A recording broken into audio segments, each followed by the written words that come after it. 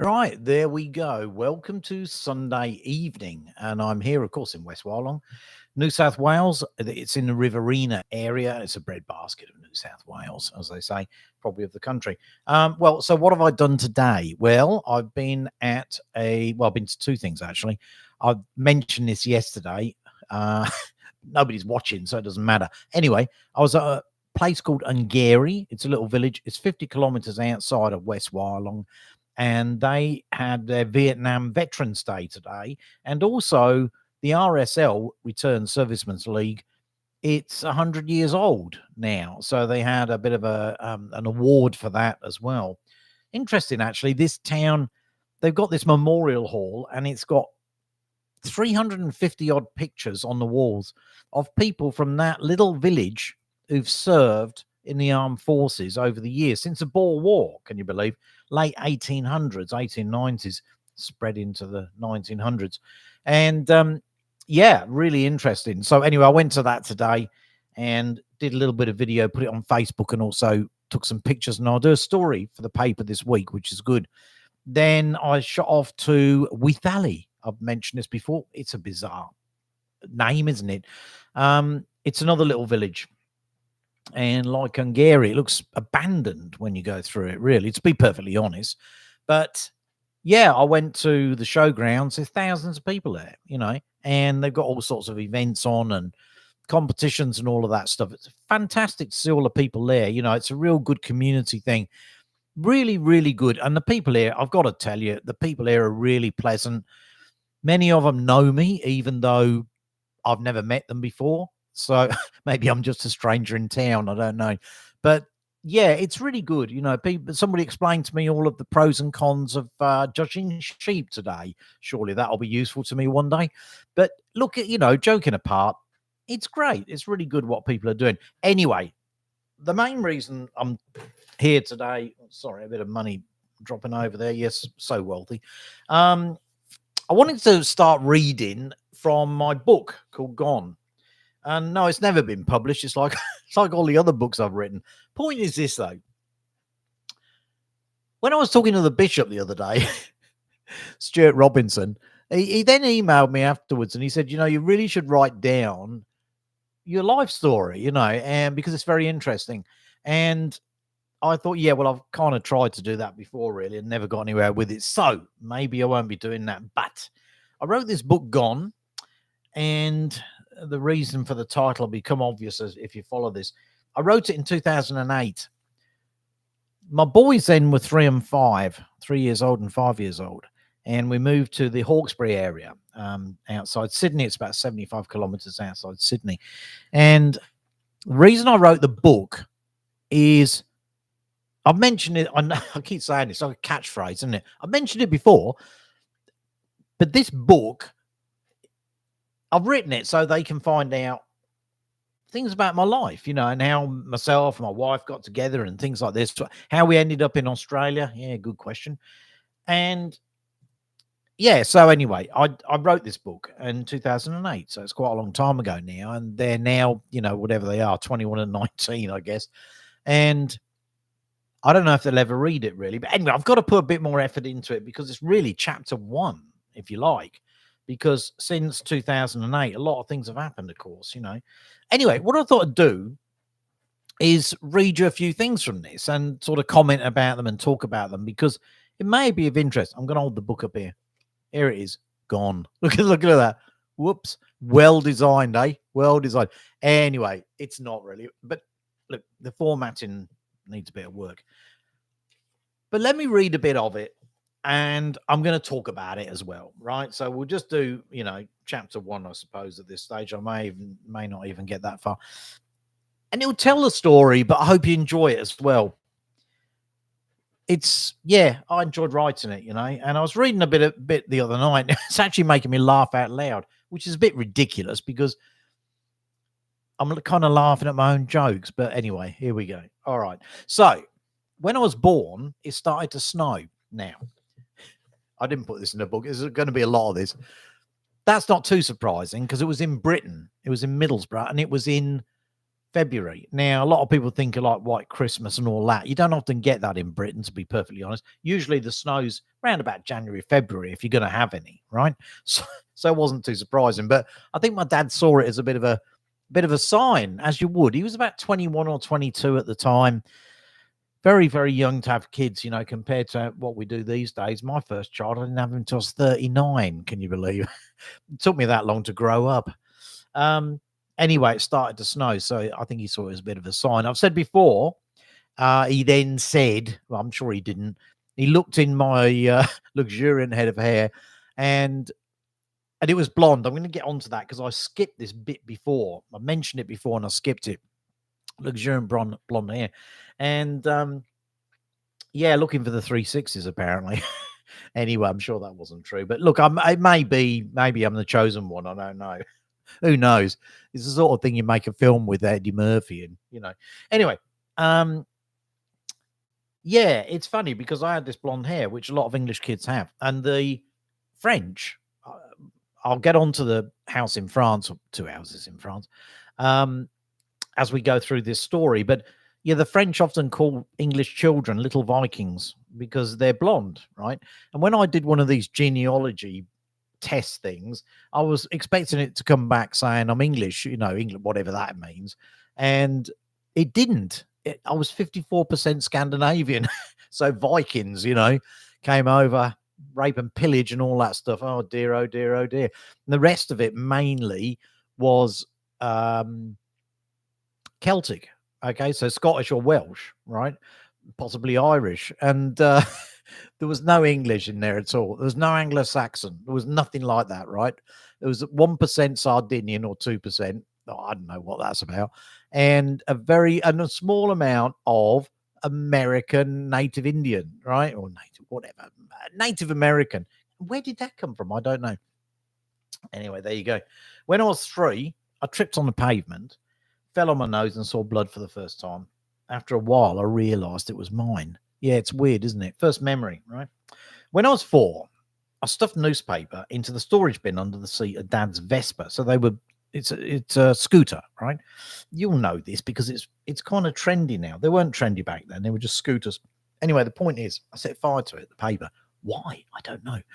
Just something you did as kids, I suppose. And I watched the smoke. I remember this. I remember it like it was yesterday. I watched the smoke curl out of the shed, and then the flames caught the wood and the glass windows exploded. Dad came running out and looked at the shed and looked at me and then looked at the shed again as it turned into a blazing funeral pyre. Bear in mind, this was the only way he could get to work as a teacher every morning, right? On the scooter. I can't remember what happened after it was destroyed.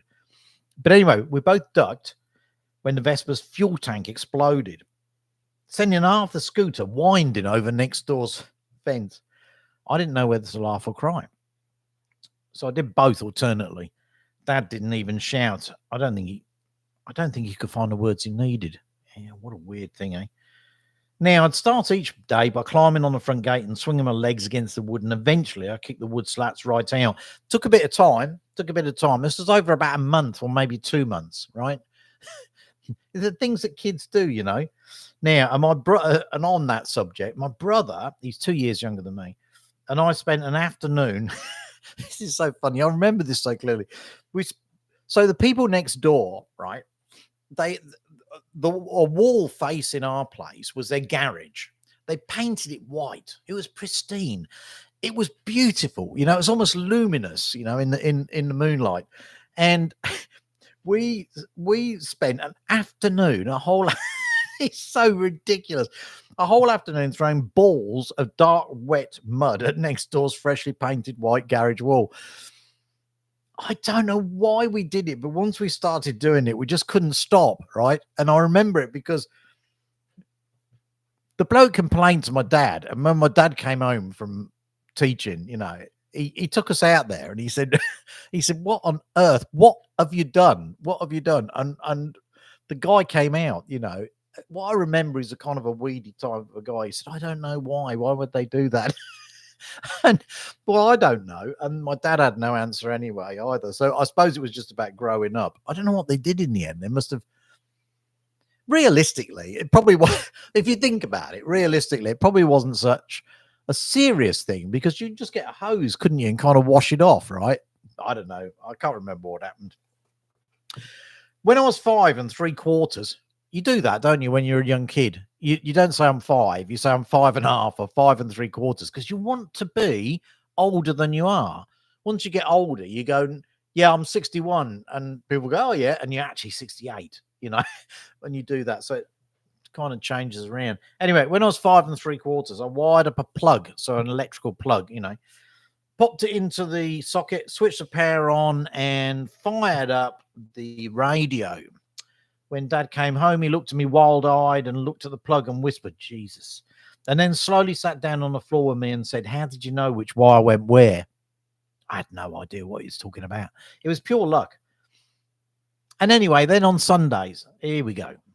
I'd lie on my bed and watch the light move slowly around the ceiling until the shadows of the evening made the room smoky blue and a deep hush descended and the bird song chirped here and there, then stopped. A soft peal of church bells and a dog barking in the next county. And I'd know it was Sunday night and all was well in my child's world. And as I dropped off to sleep, Mum kissed me sweetly before I tumbled into a dream. It's honestly true. That's what I remember back in those days. Anyway, when I was 7, my dad got arrested for working in Woolworths. He did. By this time, we called him, there's 4 of us, the old man, which we shortened, as you do, to Tom. So we called him Tom. His name was David, actually. Now, I was in Woolies one Saturday because I wanted a record. I was with him, he took me down there. I think it was probably something by the Bonzo Dog Doodah band, or it could have been the Rubettes or Show Waddy Waddy. I wasn't really into hard rock at that stage. I don't know. I could probably mean I was probably about 11 or something like that. Tom, he stood there impatiently, rocking back and forth on the balls of his feet. I was not keen to experience his by now infamous temper, so I flipped through the records fast as I could, and then I picked one out without looking. But there was no one behind the counter, no one to take our money. Tom glared around like a wolf. I might sub-edit that bit, actually. But he did, giving anybody who dared come near a look that could have bitten. It was 2008 when I wrote this. I think all of the Woolworths staffs were huddled together somewhere safe, probably in a storeroom near with the door locked and the lights turned low. Other shoppers scuttled on by, heads down, cowed by Tom's dark, storm-gathered brow, his terrible stare creating a strict no-go zone round a records counter. We waited what seemed an age because there was nobody to serve us, though in truth it was probably only about 5 minutes. And then Tom said, right, and strode around the other side of the unattended counter. He muttered as he examined the workings of the till. It was manual, of course, then. There were no computerized tills back then. And then he jabbed at it and was rewarded with a ting and the roar of the drawer opening. He snatched the record off me, looked at the price sticker, rifled in his trouser pocket for money, all the while muttering, pulled some change out, counted it, put it in the till. He slammed the drawer closed, got a large paper bag, with no plastic bags then, dropped the record in and handed it to me across the counter. Never mind the bollocks. What? Said Tom to the older kid who'd suddenly materialized beside me. You got Never Mind the Bollocks by the Sex Pistols. Should be there somewhere, man. Just came out. Jesus, said Tom. Kid looked at Tom, then looked at me. I just shrugged. This is like a record store, man, he said. I know that, said Tom. Do you think I'm an idiot? Before the kid could answer, Tom threw his hands in the air in exasperation, turned around, and started to scan the shelves of racked records, the ones that weren't in sleeves. And because he was an intelligent man, he soon figured out how it all worked, and he extracted the Sex Pistols' latest work of auditory art and found its sleeve. But by the time he turned around again, there were more kids there. So began Tom's short-lived counter-career at Woolworths. After a while, a Woolworths girl came up and looked at him and looked at the customers and jumped when she heard the till go ting and said, "What are you doing?" And Tom, busily serving a small girl with a single, said, "What the hell's it look like? I'm doing your bloody job." "You can't do that," she said. "Well, madam, it looks like I am. Somebody has to." "I'm going to get the manager," she said, looking a bit frightened. "Oh," said Tom, because he was big on sarcasm as well, right? "He works on Saturdays, does he?" And then he went on serving. When the manager arrived, Tom told him was too busy to stop and talk. The next time the manager came back, it was with a policeman. Tom didn't struggle. That wasn't his style. But as he was led away, he shouted out loudly about his civil rights and about how he had to work in Woolworths because the staff was so lazy and the place was so poorly run. And if it wasn't for him, they'd have sold no records at all that day, and how he was going to report the manager for stupidity. In the end, they let Tom go without charging him. What could they do? He hadn't stolen anything. He'd rung up all the sales on the till. He'd put the money in. Tom came home in a foulest mood. He fumed and crashed around the house, eventually running upstairs with loud clumping feet. There was a moment of utter silence. We all held our breath and looked at the ceiling, my mum included. Then we jumped as we heard the mad staccato of the old cast-iron typewriter and the loud bell when it got to the end of the row. We all jumped again when Tom crashed the barrel back along the carriage. A short time later, he came running back down, holding a single sheet of paper that quivered with anger. He folded it, found an envelope, stuffed it in, sealed it, handed it to me and said, "First class, you better be quick, they close at lunch." We never sent anything first class. It cost 2p more, and Tom didn't reckon it made any difference. It's just a con, he would say. They just want our money. This letter must have been very important. I got on my bike and flew up the village to the post office, pedaling myself out of breath in the race to get there before it closed. It turned out Tom had decided to bill Woolworths for the time he'd worked there. He laid out the circumstances in in-depth detail and threatened the big multinational with ongoing legal action if they didn't pay. A check arrived the following week. Right, there we go. That's chapter 1 and 2, actually. Chapter 1 and 2. So if you enjoyed it, liked it, want to learn more about my background, then please subscribe. Just subscribe. I've still got 81 subscribers. It's quite poor, actually. My son, who does a very successful online thingy, he's got over 20,000 subscribers now, for God's sake. Come on, get with the program, people. Let's do it. And yeah, get me on there. Anyway, I'm going to come back tomorrow and we'll talk a bit more about it. And I'll tell you a bit more about the background to the family as well. And also I'll get into, there's another story behind all of this, I've got to say, right? But anyway, we'll see if we're going to tell that at some stage. All righty. Listen, I'm going now. You have a good evening, afternoon, morning, wherever it is in your part of the world. And yeah, take care out there, okay? And then what we'll do is we will talk again soon. Okay, goodbye.